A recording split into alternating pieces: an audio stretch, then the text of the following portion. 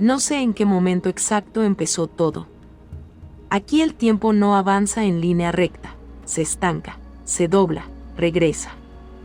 Lo único que puedo asegurar es que ocurrió en el sur de Guanajuato, en un pueblo pequeño donde las casas todavía guardan el calor del día hasta bien entrada la noche y el monte comienza apenas se acaban las banquetas. Un lugar donde todos nos conocemos por el nombre, por la voz, por la manera de caminar. Yo estaba ahí. No como visitante, no como oyente lejano. Estaba ahí porque ese pueblo es mi pueblo, porque esa gente era mi gente, y porque desde entonces entendí que hay cosas que no necesitan explicación para volverse reales. La pareja era joven, recién casados. El niño fue su primer hijo. Cuando nació, el pueblo respondió como siempre: nadie llega al mundo solo. Las puertas se abrieron, las manos llevaron lo que podían. Maíz, frijol, cobijas, ropa heredada de otros nacimientos. Animales pequeños. Gallinas, sobre todo. Recuerdo con claridad el día en que llegó la anciana. No era una desconocida, pero tampoco a alguien cercana. Vivía en el borde del pueblo, casi tocando el monte. Caminaba despacio, con una postura que no era de vejez sino de atención, como si escuchara algo constante que los demás no. No hablaba mucho. Nunca se le vio familia. Nunca se le vio prisa. Traía una gallina negra. No era grande, pero tampoco pequeña. Su plumaje no brillaba, absorbía la luz. No cacareaba. No se agitaba. La anciana la sostuvo un momento antes de entregarla, como si se despidiera. Miró a la joven madre con una cercanía que me incomodó. No una mirada amable. Una mirada larga. Con peso. Cuídala, dijo. No la vendas. No la mates. Te va a dar más de lo que imaginas. Eso fue todo. La gallina fue llevada al corral, junto con las demás. Nadie hizo comentarios en voz alta, pero el silencio cambió. Es difícil explicarlo. No fue miedo. Fue una sensación de ajuste, como cuando algo encaja demasiado bien donde no debería. Los primeros días pasaron sin novedad. Luego empezaron los huevos. Aparecían cada mañana. Uno tras otro. Más de los que una gallina normal podría poner. Al principio lo celebraron. Después lo asumieron. La comida dejó de ser preocupación. Vendían algunos huevos y aún así sobraban. La casa empezó a oler distinto, a caldo, a tortilla caliente, a abundancia. El niño, en cambio, empezó a cambiar. No enfermó de golpe. No fue fiebre ni llanto. Fue un desgaste lento. Dormía demasiado. Al cargarlo, el cuerpo no tenía la firmeza de otros bebés. Se sentía liviano, como si algo faltara dentro. La madre lo miraba en silencio, tratando de convencerse de que exageraba. No había médico en el pueblo. Nunca lo hubo. Los consejos llegaron solos, tés, rezos, promesas. La anciana seguía visitando a la madre. Le hablaba bajo. Le insistía en que evitara la sal. En que no descuidara a la gallina. Yo vi al niño una tarde, cuando el sol todavía pegaba fuerte y las chicharras no dejaban pensar.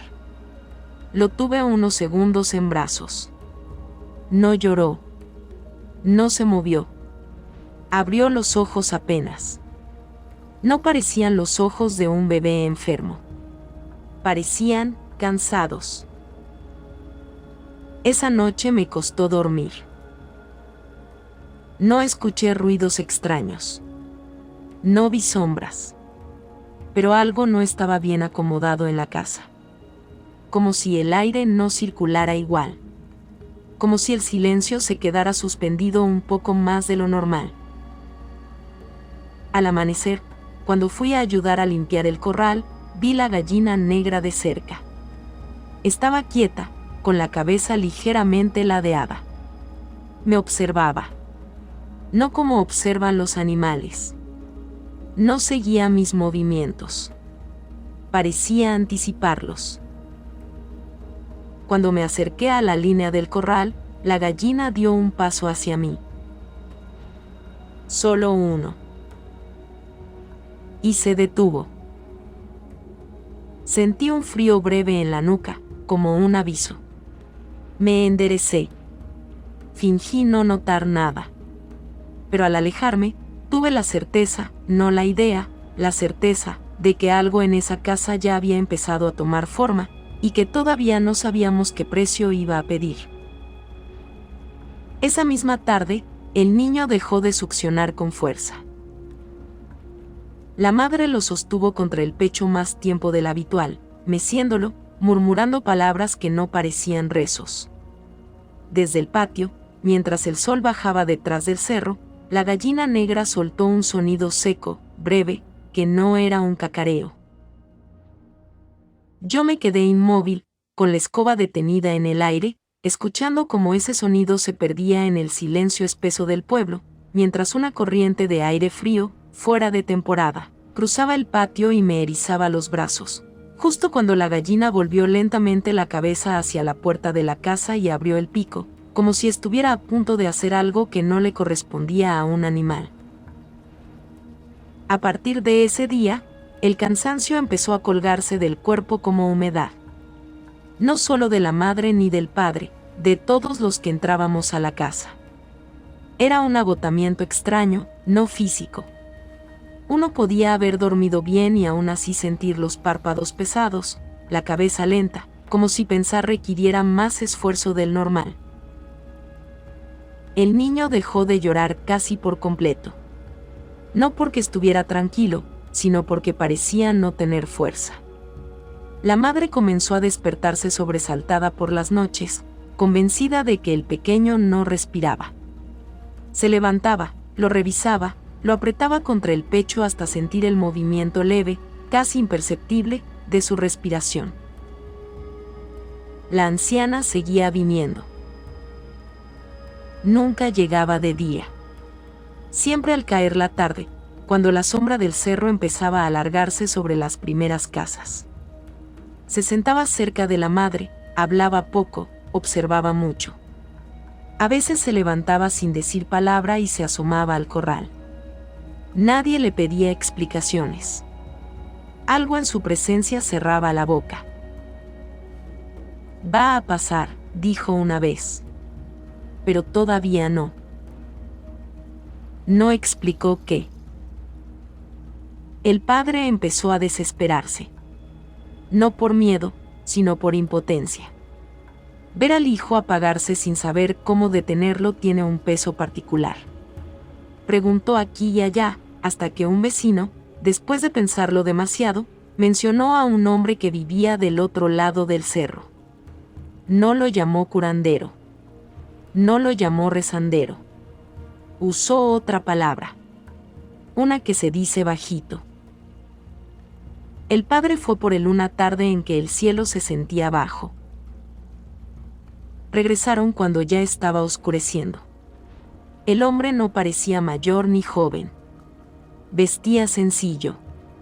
Traía una bolsa pequeña colgada al hombro. Antes de entrar a la casa pidió algo que nos dejó incómodos. Aquí adentro, dijo, no soy visita. No soy extraño. Si entro, entro como familia. Nadie preguntó por qué. Aceptaron. Dentro de la casa, el aire se volvió más denso. No era calor. Era una sensación de encierro, como si las paredes se hubieran acercado un poco. El hombre no se sentó de inmediato. Caminó despacio, observando. Las esquinas. El techo, el piso. Se detenía, inclinaba la cabeza, escuchaba. Cuando salió al patio, nos pidió que no lo siguiéramos. Yo me quedé en la puerta. Lo vi caminar alrededor de la casa, hablando en voz baja con el padre. De su mano caía sal. No la arrojaba. La dejaba caer con cuidado, como si cada grano importara. El círculo fue cerrándose lentamente. Mientras avanzaba, el viento se detuvo. No soplaba nada. Ni una hoja. Ni un insecto. Cuando terminó, el hombre se quedó quieto un momento, con los ojos cerrados, respirando hondo. Luego fue directo al corral. Abrió la puerta sin titubear. La gallina negra reaccionó de inmediato. Aleteó con fuerza. Dio saltos torpes, golpeándose contra las tablas, buscando salida. Las otras gallinas se apartaron, inquietas. La negra corrió hacia el límite del corral y se frenó en seco, como si hubiera chocado contra una pared invisible. El hombre la tomó del cuello. No hubo forcejeo largo. Fue un movimiento preciso. La sostuvo firme, levantándola apenas del suelo. En ese instante, el sonido que salió de la gallina no fue animal. Fue una voz. Ronca. Vieja. Femenina. Un insulto escupido con odio, pronunciado con una claridad que no debería salir de un pico. Sentí como se me erizaban los brazos de inmediato, como si la piel hubiera entendido algo antes que la cabeza. El hombre no reaccionó. Metió la mano en su bolsa y sacó un puñado de hierbas secas. Las empujó dentro del pico abierto. La gallina se retorció, lanzó gritos que no parecían venir de un solo cuerpo. Maldiciones. Palabras quebradas. Sonidos que no reconocí como idioma. El niño, dentro de la casa, dejó de quejarse. De pronto, el silencio cayó de golpe, pesado, absoluto. El hombre soltó la gallina, que quedó inmóvil en el suelo del corral. No sangró. No se convulsionó. Simplemente se quedó quieta. Ya no, dijo el hombre. Pero esto no termina así. No explicó más. Esa noche, el niño durmió profundo. La madre también. El padre se sentó junto a la cama, observando, sin saber si agradecer o temer lo que acababa de ocurrir. Yo regresé a mi casa con una presión en el pecho que no se me quitó al acostarme. Cerré los ojos, pero el sueño no llegó de inmediato. Sentía que algo había sido desplazado, no destruido. Como si lo que habitaba la gallina hubiera sido empujado fuera, pero no lejos. Ya entrada la madrugada, cuando el pueblo estaba completamente en silencio, un sonido seco me sacó del letargo. No venía de la calle. Venía de arriba. Un paso lento, pesado, recorriendo el techo de lámina. Uno solo. Me quedé con los ojos abiertos, sin moverme, escuchando cómo el metal crujía apenas bajo ese peso contenido, justo antes de que algo, o alguien, comenzara a arrastrarse despacio hacia el borde del techo, respirando tan cerca que juraría que estaba respirando tan cerca que juraría que estaba justo al borde de rozar mi piel, esperando el momento exacto para cruzar el umbral entre lo visible y lo oculto. La casa parecía respirar con un aliento pesado y apagado, como si toda su madera y cemento se hubieran impregnado de un susurro oscuro que nunca se atrevía a callar. El aire en el interior era denso, un olor húmedo que no olía a tierra ni estiércol, sino a algo viejo, anclado en la memoria de la casa y sus paredes. No había luz que venciera aquella sombra que se extendía más allá de la noche. Las noches se hicieron una interminable vigilia de silencio y temor contenido. Ya no se trataba solo del niño enfermo, la enfermedad se había instalado en el cuerpo de la casa, en la piel de quienes se atrevían a cruzar su umbral. Los ojos de la gallina negra parecían seguir a todos lados, como un espejo roto que reflejaba la desgracia que nos envolvía. El brujo, que había llegado con su bolsa pequeña y sus hierbas, desapareció sin dejar rastro. Algunos decían haberlo visto cruzar la sierra antes del amanecer, otros que nunca había estado realmente entre nosotros. Pero la marca de su paso quedó escrita en el viento y en la quietud que seguía a sus palabras y sus rituales. Dentro de la casa, la madre se consumía lentamente, atrapada en un sueño del que no despertaba. Su piel se había vuelto pálida y translúcida, y sus ojos, cuando se abrían, eran pozos vacíos, donde ninguna luz parecía habitar ya. El padre, por su parte, luchaba contra el cansancio y la desesperación, sin poder hacer más que observar cómo la vida se le escapaba de las manos, atrapada en el silencio del niño. Las voces comenzaron a aparecer, primero como murmullos apenas perceptibles, luego como cantos rotos que se elevaban en la madrugada. Nadie entendía el idioma, pero el tono era claro, una súplica, una reclamación, un lamento que no podía ser ignorado. Los pasos en el techo eran ahora una marcha constante, un recordatorio de que la presencia seguía allí, vigilando, acechando. Una noche, el padre despertó sobresaltado. El sonido de ramas quebrándose lo llevó hasta la ventana. Allí vio a la mujer, la madre, caminando hacia el monte, con el bebé en brazos, como poseída por una fuerza que la arrastraba. Sus ojos no eran los suyos, estaban vidriosos, vacíos, perdidos en un abismo silencioso. Intentó detenerla, pero sus piernas no respondían. Solo pudo verla desaparecer entre los árboles, mientras una sensación helada le atravesaba el cuerpo. La cuna quedó vacía, y en el patio, colgadas en la rama del viejo árbol, estaban las ropas del bebé, balanceándose lentamente con el viento que parecía llevar un susurro antiguo, una historia que nadie se atrevía a contar. Desde entonces, la casa fue evitada por todos. El pueblo cambió, y el aire mismo parecía haberse cargado de una tristeza imposible de nombrar. En las noches más oscuras, cuando el silencio se rompe con un suspiro, se escuchan los pasos en el techo y el canto en un idioma olvidado, recordándonos que hay lugares donde el tiempo no pasa, donde las heridas permanecen abiertas y las voces no descansan. El peso de la casa se volvió insoportable. Era como si cada pared respirara una tristeza antigua, densa, que se impregnaba en la piel y hacía temblar los huesos. Los días se habían convertido en una espera sin promesas, una vigilia en la que cada sombra parecía cobrar vida y cada susurro era un aliento frío contra el cuello.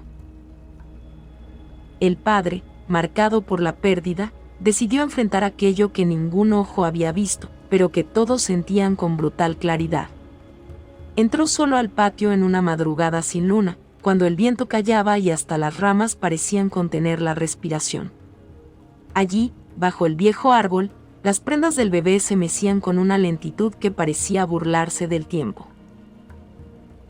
Sintió una presencia a su espalda. No hubo luz ni sonido, solo un frío que se colaba hasta la médula, un escalofrío que lo paralizó. La sombra se movió, sutil, cercana, y la voz rota de aquella mujer volvió a escucharse, esta vez más cerca, más clara, pronunciando palabras que no podía comprender, pero que le helaron la sangre. No hubo lucha ni gritos, solo un silencio absoluto. El padre cayó de rodillas, comprendiendo que algo más poderoso que su dolor y su desesperación gobernaba ese lugar. En ese instante, el aire se espesó, y por un momento sintió que el alma del niño lloraba a través de aquella voz lejana. Los días siguientes fueron un lento descenso hacia la resignación. La casa quedó vacía, con sus puertas abiertas al viento que traía ecos de un pasado marcado por la pérdida y la venganza. nadie volvió a vivir allí, y el pueblo se acostumbró a mirar de reojo aquel espacio maldito, como si la tierra misma hubiera decidido castigar a quienes cruzaran su umbral. Y en las noches más oscuras, cuando el silencio pesa y las sombras parecen más densas, aún se escuchan los pasos de un ave que camina sobre el techo, el canto quebrado de una mujer en un idioma perdido, y el murmullo de un niño que nunca dejó de llorar. El misterio no termina con palabras ni con respuestas. En el silencio y la oscuridad, las voces ancestrales siguen susurrando, recordándonos que el territorio guarda secretos que no deben ser olvidados ni desafiados. Si has sentido la presencia de esta historia, acompáñanos en Chamán, donde cada relato es un portal hacia lo desconocido, y cada susurro es una llave para abrir el alma. Suscríbete, comparte esta historia, y camina con nosotros en las sendas donde lo visible y lo sagrado se encuentran. Porque en Chamán, las historias que susurran los espíritus nunca mueren.